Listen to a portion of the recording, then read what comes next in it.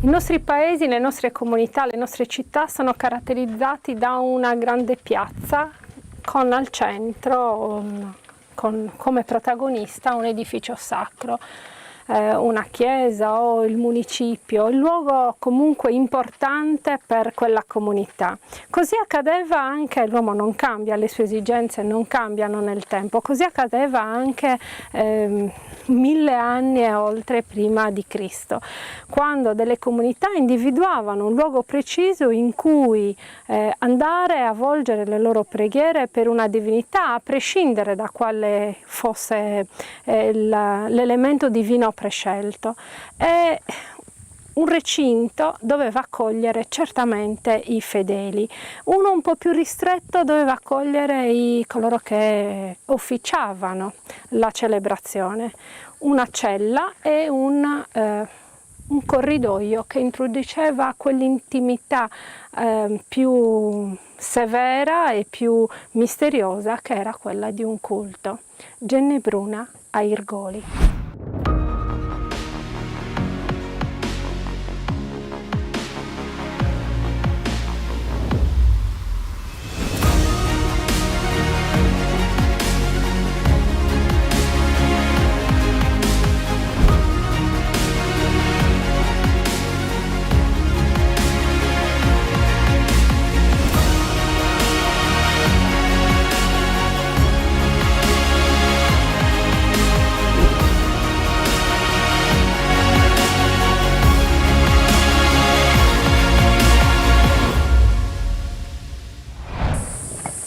Gennebruna, un passo con un tempio, un novenario d'altri tempi potremmo chiamarlo, è un culto che avvicinava le comunità circostanti. Susanna.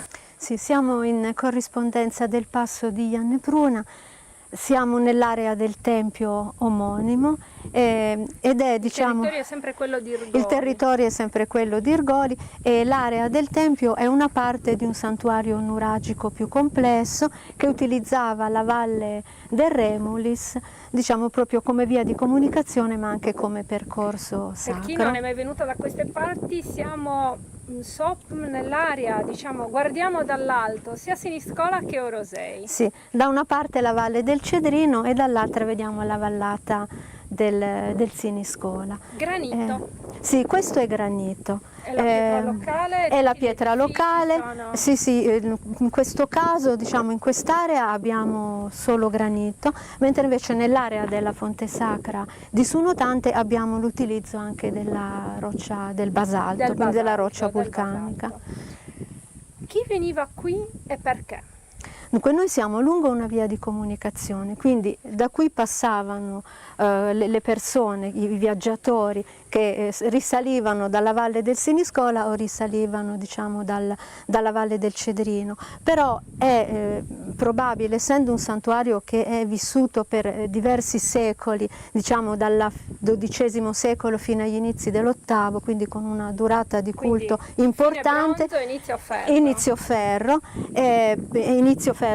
arriviamo fino alla fine, diciamo, del IX, è verosimile che fosse anche un punto di riferimento nel territorio per le comunità che vivevano, anche diciamo, anche un pochettino, una stazione di passaggio sicuramente, dove ci si fermava, c'era il culto, il recinto più ampio che è stato realizzato nell'area probabilmente disegnava lo spazio, diciamo, dove i fedeli potevano entrare, sostare, essere accolti, esatto, un po' così. E poi c'erano le varie ce la dobbiamo celebrazioni. La vita in fondo non cambia, l'area del tempo, e noi abbiamo le nostre chiese, che per chi è cattolico, insomma, le nostre chiese, con antistanti una piazza. La piazza serviva per accogliere i fedeli. Allo stesso modo, in epoca molto tarda, abbiamo uno spazio antistante con un recinto, un primo recinto sacro e poi un altro più stringente. Sì, esatto. Il tempio non è grandissimo, quindi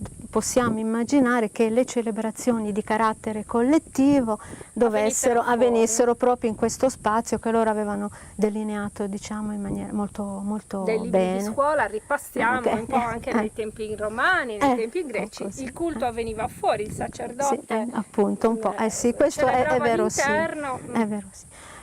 Com'è intanto la struttura? Perché Dunque, noi vediamo qui allora, uno spazio, un corridoio. Dunque, questa è la struttura del tempio vera e propria. Aveva un atrio e una cella circolare. Al centro della cella c'era un focolare e Quella sul lato... che sempre nei libri di scuola chiamiamo pronao, qualcosa del genere. Questo, diciamo, sì, proprio un'anticamera. È l'atrio che troviamo anche nelle fonti, nei pozzi Certo. sacri. Da Era qui coperto, ce lo dobbiamo Dunque, in immaginare questo caso era coperto? coperto a doppio spiovente, aveva delle travi in legno che sorreggevano delle tegole, dire? scusate, delle lastre di pietra di tegole. Cosa vuol dire a doppio spiovente? Così. Così, come una piccola piramide. Sì, così, è come a tettuccio, Una così, monte con i tettuccio, due perfetto. spioventi. Benissimo. Le travi erano in legno e dicevo e sorreggevano delle lastre Il in pietra. pavimento? Del pavimento noi non abbiamo notizia. Abbiamo però esserci un pavimento secondo te? Dunque, in questo caso non l'abbiamo trovato, poteva essere anche imbattuto. perfetto. C'era un allestimento, abbiamo ritrovato parte di un allestimento circolare, forse un danno prova. sì, li mettiamo per indicare che queste pietre sono qualche cosa, non sono casuali. Doveva esserci una parte anche del bancone lungo almeno questa parete, ma è verosimile che fosse ai lati di entrambe. Quindi e che lì è andato perduto. Delle panche, Sì, diciamo, una specie di panche in pietra. Sì, di panche in pietra, un po' i banconi che si banconi, ritrovano certo. anche nei Anche tempi nei amevoli. villaggi, Sì, no? sì, nei Ecco, villaggi, certo. quello. Dentro invece? Dunque dentro invece c'era il focolare, la copertura era verosimilmente a tolos, al centro c'era un focolare. Cono rovesciato. Sì, diciamo la falsa, esatto, la falsa cupola, esatto, una falsa cupola. Invece questo ingresso? Questo invece è il muro, cioè praticamente questo è l'ingresso che collegava i due vani.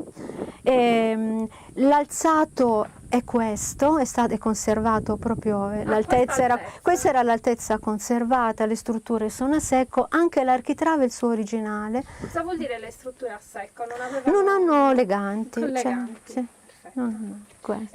Rivestimenti, me lo chiedono in tanti e quindi te lo chiedo. Dobbiamo immaginare la pietra nuda così oppure una sorta di intonaco? Dunque noi in questo caso non abbiamo trovato rivestimento di intonaco come invece in altri monumenti c'è, in altri luoghi c'è. E qui invece la porta era sempre aperta? Dunque noi diciamo così che adesso non so se sto dicendo, però noi non sappiamo come fosse allestito l'interno di un tempio, di questo tempio, ma li vediamo, come dire, con alcuni allestimenti, però come dovesse apparire ai fedeli non lo sappiamo, quindi è difficile capire un po'. Sappiamo che però c'erano offerte votive sia all'interno e tante ce n'erano nel cortile. Quindi, che tipo di offerte? Dunque qua abbiamo trovato tanta ceramica, sono spesso ciotole carenate, lavorazione a mano, sì, proprio forme nuragiche lavorate, modellate a mano. Dunque sono quello che noi possiamo, sono databili tra il bronzo finale sempre e la prima età del ferro. Sì, quello. E abbiamo trovato anche però dei pugnaletti, quindi accanto al vasellame che probabilmente era il contenitore. In bronzo? In bronzo. Che erano i contenitori delle offerte votive in natura, quindi granaglie, latte. Poi abbiamo trovato i bronzetti che ci testimoniano, diciamo, anche delle offerte votive in bronzo. Cosa rappresentavano i bronzetti trovati? No, quello che noi abbiamo trovato sono dei pugnaletti, sono in vetrina. Sì, bronzi, armi, insomma. Sì. In questo caso sì. Abbiamo parlato di una via di passaggio. Sì. Chi veniva, evidentemente chi passava e dove andava e cosa si commerciava? Dunque, noi praticamente dobbiamo immaginare che dalla costa si andava verso l'interno. Quindi magari è un po' difficile, diciamo che noi dobbiamo immaginare che questi il territorio di Ergoli ma il territorio di Siniscola erano proprio lungo la via di penetrazione verso l'interno, e è verosimile che ci fosse anche un interesse, diciamo, per alcune miniere che si ritrovano per esempio nella zona di Lula, che sono di Certo. piombo, di rame e d'argento. Certo. Quindi è verosimile, sicuramente erano importanti come vie di comunicazione verso l'interno. Dato il periodo, con chi si commerciava? Chi arrivava? In altre zone conosciamo, abbiamo frequentazioni fenicie, più tardi cartaginesi, ma in questo caso etrusche potrebbe essere, non so. Dunque, diciamo, forse in questo caso noi possiamo dire che abbiamo trovato all'interno della struttura circolare delle fibule, almeno sono 3, ma 2 probabilmente villanoviane. Villanoviane.